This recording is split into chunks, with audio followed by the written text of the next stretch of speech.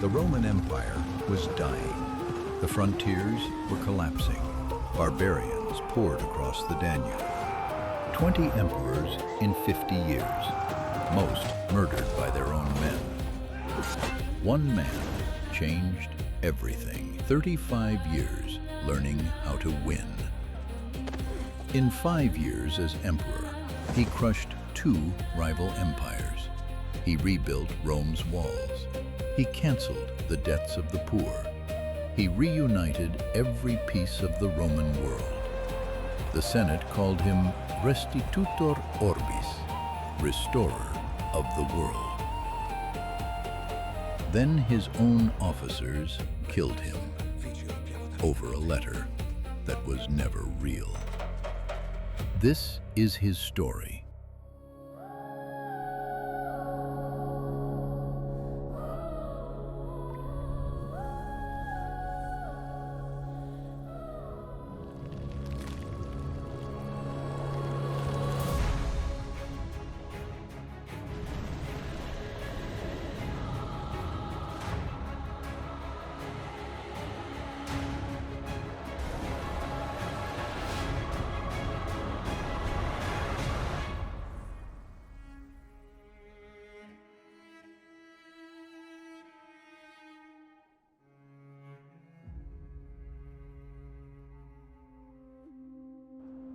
On the banks of the Danube, the world is silent. When Emperor Caracalla died, Aurelian was 3 years old.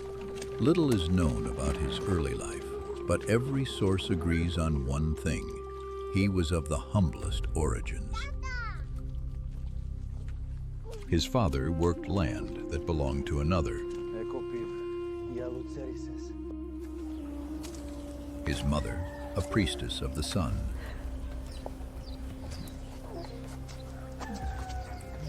This is the last warm thing in his story. One day, he left everything behind, never to return again.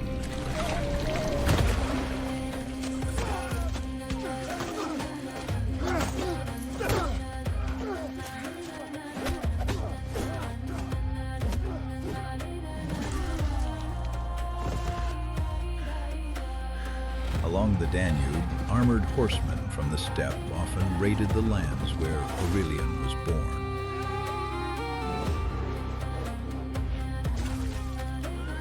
There, Rome forged him in mud and steel.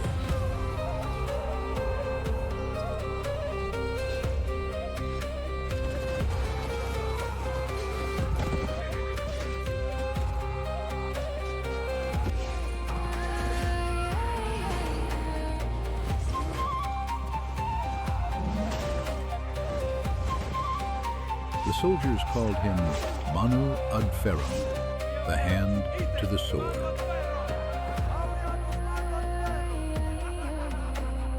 By his 30s, Aurelian was no longer just a soldier. He was a commander, hard, feared, and trusted by men who had seen too much war. But beyond the camp, Rome was beginning to break.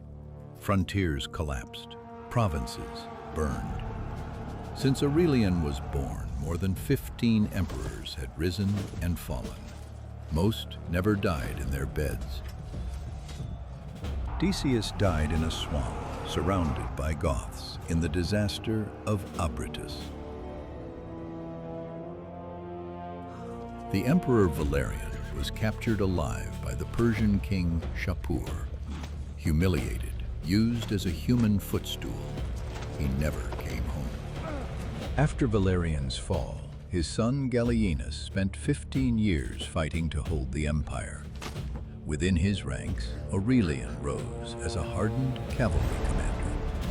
When Gallienus was murdered in 268 by his own officers, the throne passed to Claudius, later known as Gothicus. Rome was on the brink of collapse. In the west, Postumus and later Tetricus seized the Rhine, founding the Gallic Empire. In the east, Queen Zenobia carved out her own desert kingdom, seizing Egypt and Syria. And from the north, a tide of Goths poured across the Danube, burning everything in their path. But Aurelian outlasted all of them. Under Emperor Claudius, Aurelian reached the highest rank he had ever held, Dux Equitum, supreme commander of all Roman cavalry. In 269, a tide of Goths flooded the Balkans, hundreds of thousands, the largest invasion Rome had seen in generations. If Nisus fell, the road to Rome lay open. The Romans feigned a retreat. Then the cavalry came. Aurelian charged from the flanks. The battle was over before the Goths understood what had happened. The battlefield lay covered in dead, tens of thousands. But victory brought something no sword could stop: the plague.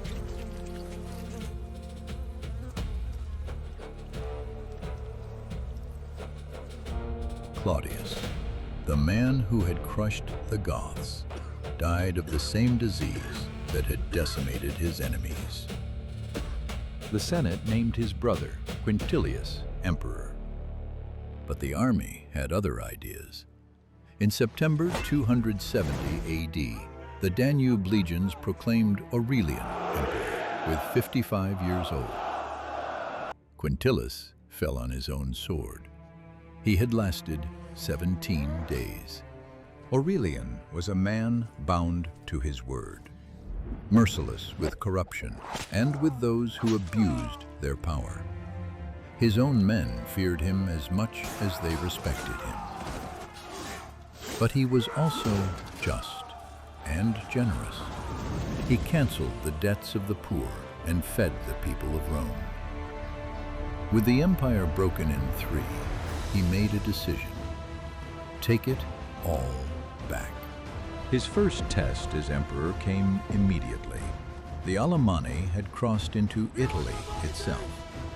Aurelian turned his army around and drove them out. Then he did something no emperor had done in 700 years. He built a wall around Rome, 19 kilometers, 6 meters high. Then he marched east against Queen Zenobia. Few cities dared resist. Those that surrendered, he spared. Even the city of Tiana, which had closed its gates against him, was shown mercy. Word spread fast. Aurelian crossed the desert and crushed her armies in 2 battles. Palmyra fell.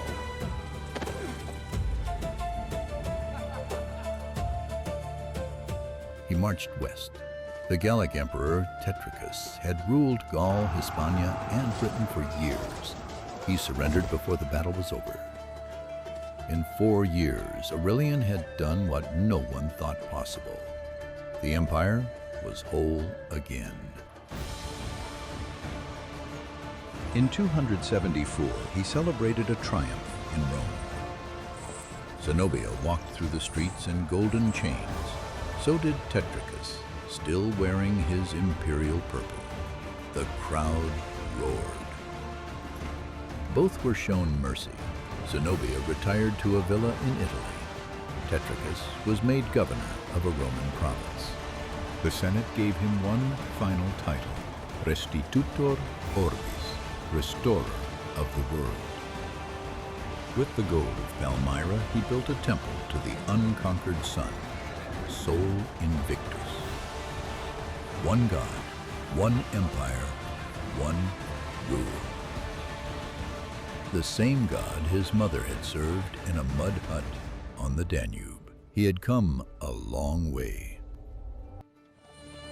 In 275, Aurelian marched east again, this time toward Persia. His secretary, a man named Eros, had committed a small crime. Terrified of what Aurelian would do, he forged a document, a list of officers marked for execution. Officers who trusted the emperor with their lives read their own names on that fake list. The man who had reunited the Roman Empire was destroyed by a forged letter and a frightened clerk.